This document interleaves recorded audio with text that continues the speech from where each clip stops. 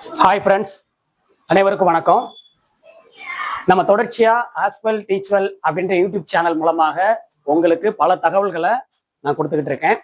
இது TNPSC UPSC எக்ஸாமுக்கு போற மற்ற அனைத்து மாணவர்களுக்கும் இந்த சேனல் மூலமா சொல்லக்கூடிய செய்திகள் பயனுள்ளதா இருக்கும். பல போட்டித் தேர்வுகளை நீங்க வெற்றி காண முடியும். சரி, இப்ப உள்ள விஷயத்துக்குள்ள போவோம். அப்பூதியடிகள் அப்படின்னு ஒருத்தர் இருக்காரு. இவர் யார் அப்படின்னு கேட்டீங்கன்னா, 63 நாயன்மார்கள், சிவனை வழிபடக்கூடிய 63 நாயன்மார்கள்ல ஒருத்தர் தான் அப்பூதியடிகள் அப்படின்னு சொல்லப்படுறாரு. நம்ம ஏற்கனவே மாணிக்கவாசரை பத்தி பார்த்திருந்தோம். அடுத்து திருநாவுக்கரசரை பத்தி பார்ப்போம், திருஞான சம்பந்தரை பத்தி பார்ப்போம். 63 நாயன்மார்கள் ஒவ்வொருத்தரை பத்தி நம்ம டெய்லி பார்க்க தான் போறோம். இதுல அப்பூதியடிகள் அப்படின்றவர் யார் அப்படின்னு கேட்டீங்கன்னா, சிவன் வழிபாடு இல்லாம திருநாவுக்கரசரையே வணங்கி வாழ்க்கையை தொடங்கினவர்.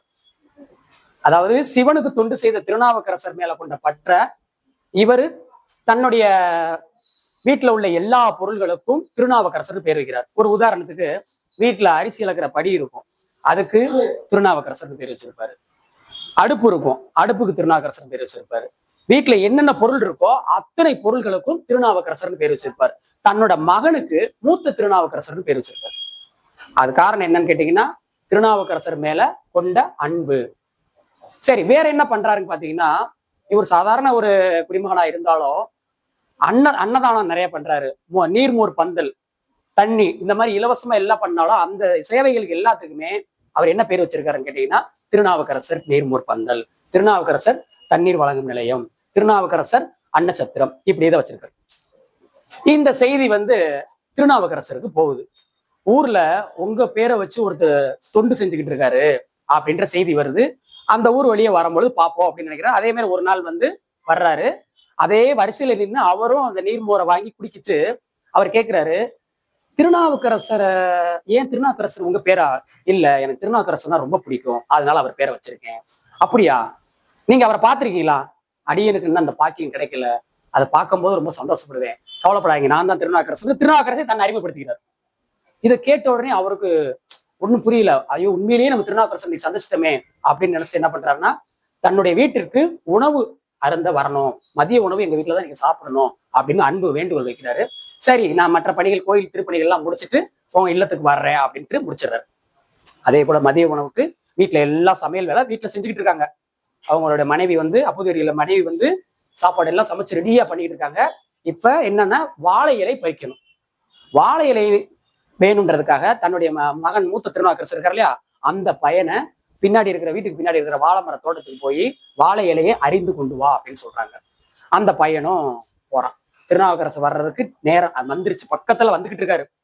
இவன் போய் அறுக்க போற நேரத்துல அந்த வாழை மரத்துல நாகப்பாம்பு இருக்கு, நல்ல பாம்பு.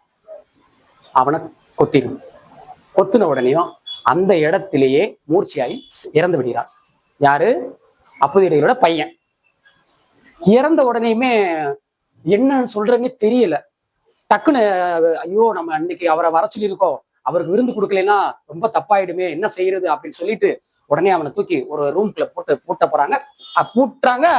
திருநாவுக்கரசர் வீட்டுக்குள்ள வந்துட்டார். வந்த உடனேயும் வீட்டுல உள்ள பொருள் எல்லாத்தையும் பார்த்துட்டு அப்படியே எங்க உங்க மகன் எங்க அப்படின்னா, மூத்த திருநாவுக்கரசர் எங்கன்னு கேட்கிறாரு. அதுக்கு அவர் என்ன சொல்றாருன்னா, இப்போது இங்கு அவன் உதவான். அப்பூதியடிகள் சொல்றாரு, இப்போது இங்கு அவன் உதவான். திருநாவுக்கரசருக்கு என்ன நடந்துச்சு அப்படின்ற ஞானி இல்லையா, அவருக்கு சிந்தனையில தெரிஞ்சிருச்சு, ஏதோ ஒரு தப்பான சம்பவம் நடந்திருக்கு அப்படின்னு விஷயத்த கேட்கிறாரு. கேட்ட உடனே அப்பூதியடிகள் கண்ணீர் மல்க நடந்த விஷயத்த சொல்றாரு திருநாவுக்கரசர்கிட்ட. சொன்ன உடனேயுமே விறுவிறுன்னு உள்ள போறாரு. உள்ள போன உடனேயுமே அந்த பையனை பாக்குறாரு. பாம்பு கடிச்சு உடம்பெல்லாம் நீளமும் கருப்பும் கலந்த மாதிரி உருவம் மாறி போய் இறந்து போய் கிடக்குறான். உடனே வேற என்னன்னா, நான் உண்மையில் வணங்குற பக்தி, உனக்கு செய்த தொண்டுகள் உண்மையானதாக இருந்தால் இந்த பையனை வாழவை, ஏன் உயிரை எடுத்துக்கோ அப்படின்னு சொல்லி திருநாவுக்கரசர் அந்த இடத்துல சொல்றாரு. அதுக்கப்புறம் என்ன பண்றாருன்னா, திருநாவுக்கரசர் பல பாடல்கள் பாட ஆரம்பிக்கிறார். அந்த பாடல்கள் பாட பாட பாட பாட எங்க இருந்துச்சோ, எந்த நாகம் கொத்துச்சோ அந்த நாகம் திரும்பி அதே வீட்டுக்கு அந்த கொத்துன இடத்துலயே தன்னுடைய விஷத்தை எடுத்துருது. அந்த பையன் உயிர் பிழைச்சிடறான். அந்த பாம்பும் அங்கனக்குள்ளே 3 தடவை கொத்தி அந்த பாம்பு இறந்து போயிடுது.